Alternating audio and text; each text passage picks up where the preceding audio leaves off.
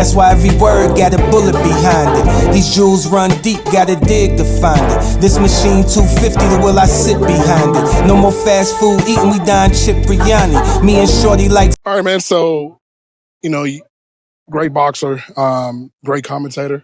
But for me, I always want to know about what got you into boxing, right? And for you growing up, who were just some of your favorite fighters? Roberto Duran, Sugar Ray Leonard. Those are the two guys that I wanted to emulate when I first started boxing. Then I realized I didn't have the power of Roberto Duran, and I didn't have the speed and the footwork and the killer instinct of Sugar Ray Leonard. But I got to know both them guys. I got to call them friends, and I got to pick their brains. And I realized, man, those guys are always going to be not only friends but my idols. And I still try to follow their example, man. But those are my heroes. I always ask this, and fights come to mind. Burning Force, obviously, Shane Mosley fight for you. If I had to come up to you and say, "Hey, I got this young guy. I want him to watch a fight of yours," what fight would you recommend him to watch?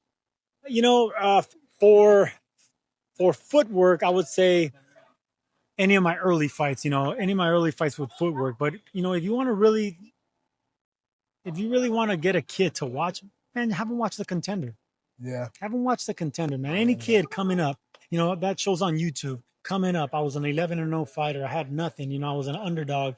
I went into that show broke. I think I was like insufficient funds, $1.50, and to have the opportunity to win $1 million, but go through these guys that were good fighters. I mean, I beat Ishe Smith, undefeated. Peter Manfred, who was undefeated when he went on the show.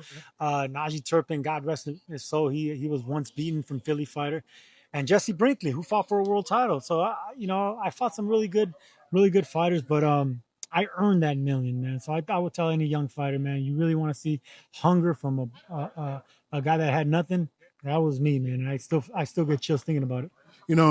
One thing that amazes me, not just in the ring, but the transition that you've been able to make out the ring and call fights and do certain things. Because a lot of times, great boxers, great fighters, great athletes in their sport, it's hard for them to actually tell the game or try to commentate it.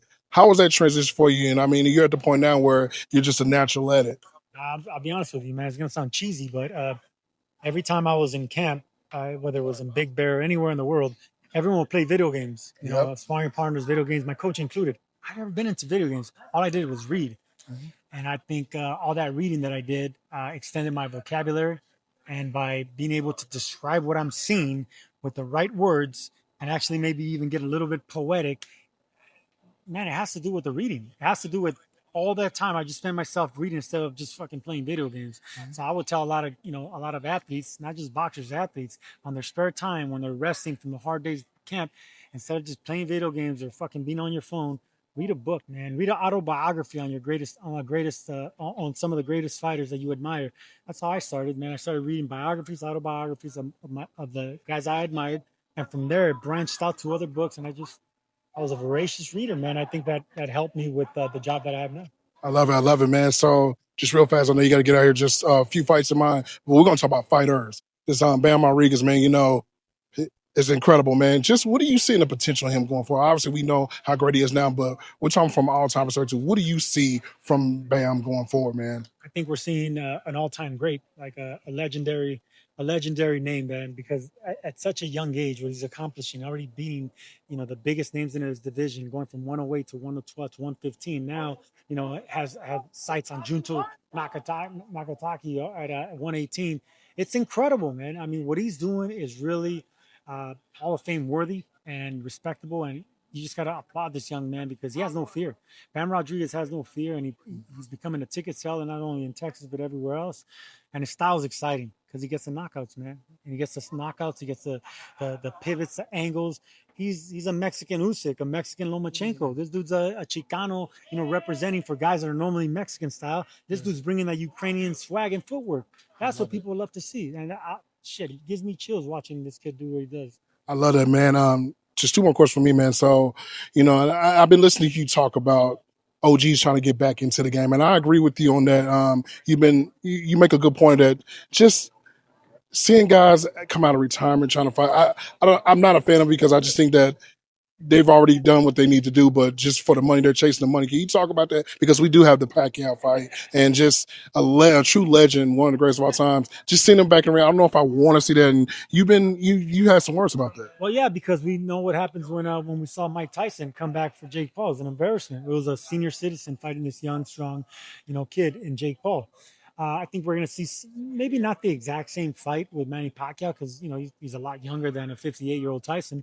But when it gets to the fourth and fifth round, you're going to be seeing an old man in Pacquiao because it's not the hand speed that's going to let him down. It's going to be the legs. Ooh. The legs is what's going to let him down. So even if you see sparring footage of Pacquiao looking great and doing the fast, it's only 30 seconds. It's only 30 seconds, and he's not moving his feet. Yeah. Now do that trying to chase a guy around in a 20 by 20 foot ring. Using your jab, throwing a hard punch, and falling off balance, and your legs having to pick you up.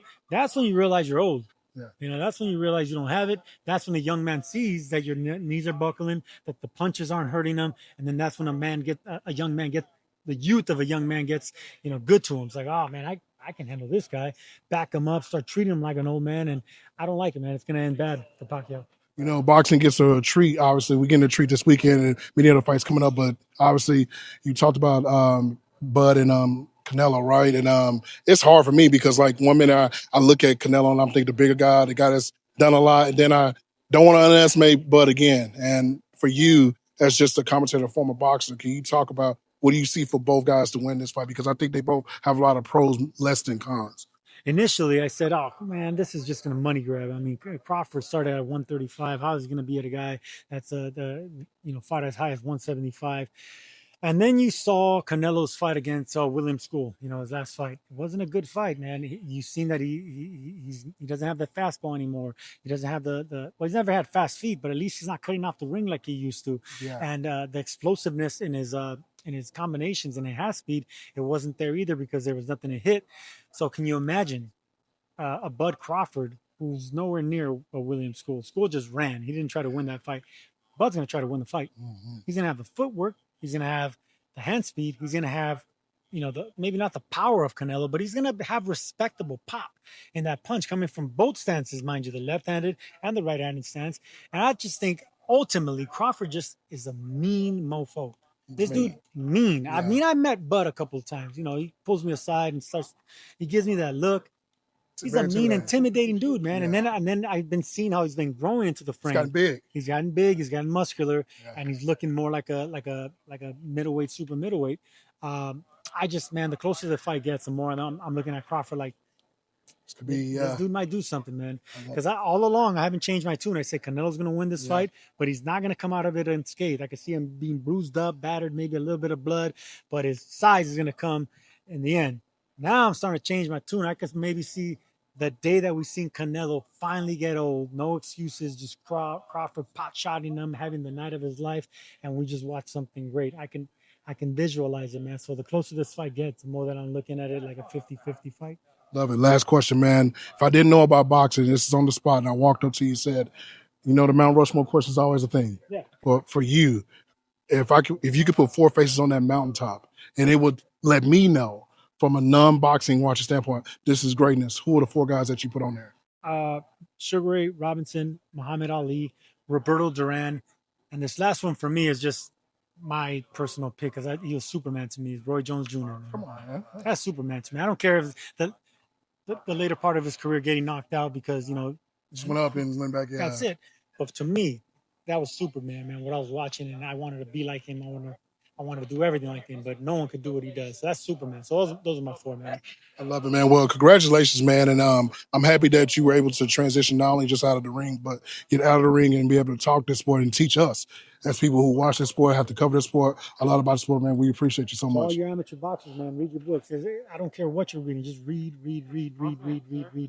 mean, don't read your phone. Read an actual book. Smell it, look at it, highlight, memorize quotes. It's an ammunition for the soul, and it comes in handy when you least expect it. Words. Love it. That's why every word got a bullet behind it. These jewels run deep, gotta dig to find it. This machine 250, the will I sit behind it. No more